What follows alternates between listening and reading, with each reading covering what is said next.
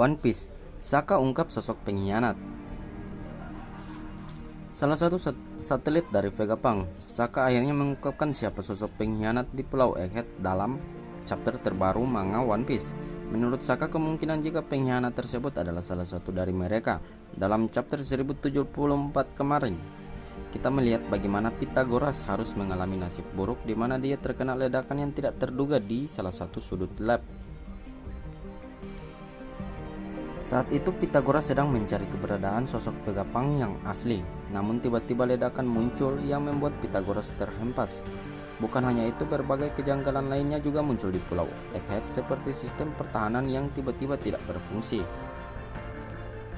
Hal tersebut memunculkan spekulasi jika ada pengkhianat di antara mereka. Dan chapter terbaru ini Sokka akhirnya mengungkapkan siapa pengkhianatnya. Yang menarik adalah Sokka mengungkapkan jika Vegapunk kemungkinan adalah pelaku yang sudah melakukan semua hal mengerikan. Dalam chapter 1075 diperlihatkan bagaimana situasi di Pulau Egghead semakin kacau dan dengan serapin yang menyerang mereka tanpa terkendali. Luffy dan Zoro bahkan sampai harus pergi dari tempat mereka berada karena mereka diserang oleh serapin Hawk dan serapin Shark.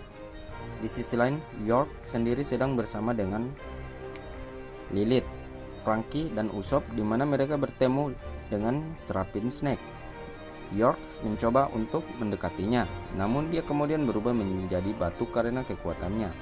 Serapin Snake kemudian berusaha menyerang yang lain, namun beruntung mereka semua mampu menghindar tepat waktu dengan melompat ke bawah.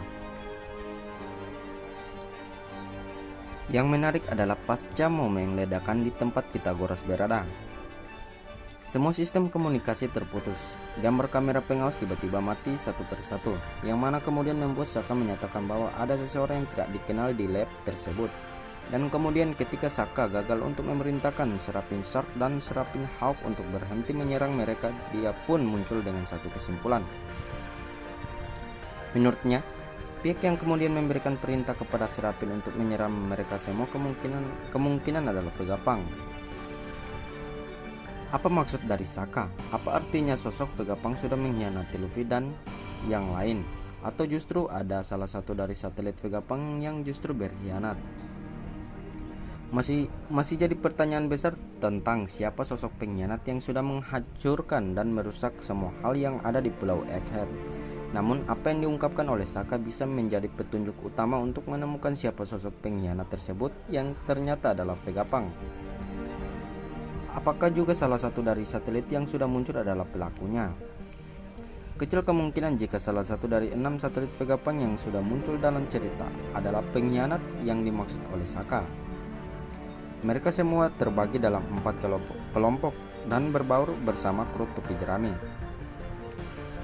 Jika mereka melakukan hal aneh seperti memerintahkan untuk menghancurkan yang lain, kru topi jerami pasti sudah mengetahui dan curigakan hal itu. Satu spekulasi yang cukup masuk akal menjawab pertanyaan di atas adalah kemungkinan Oda Sensei masih menyembunyikan satu satelit lainnya dari Vegapunk yang mungkin belum diperkenalkan kepada para fans. Sejauh ini, Oda memperkenalkan 6 satelit Vegapunk dalam ceritanya.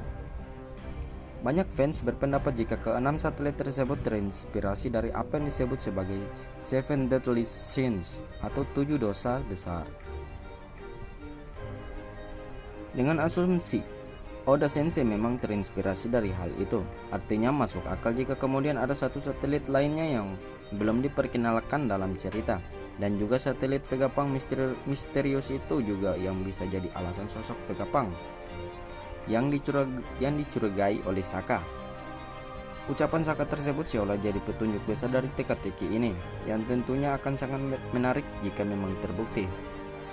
Spekulasi lainnya adalah Caribou, karakter yang sudah menumpang kapal kru topi jerami pasca Arc Wano. Caribou memang dikenal sebagai sosok yang oportunis, di mana dia selalu memanfaatkan kesempatan untuk keuntungan pribadinya.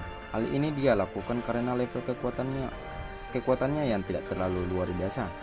Mungkin ada maksud tertentu mengapa Caribou melakukan hal tersebut, seperti misalnya menculik Vegapunk demi mendapatkan keuntungan dari World Government atau pihak lainnya.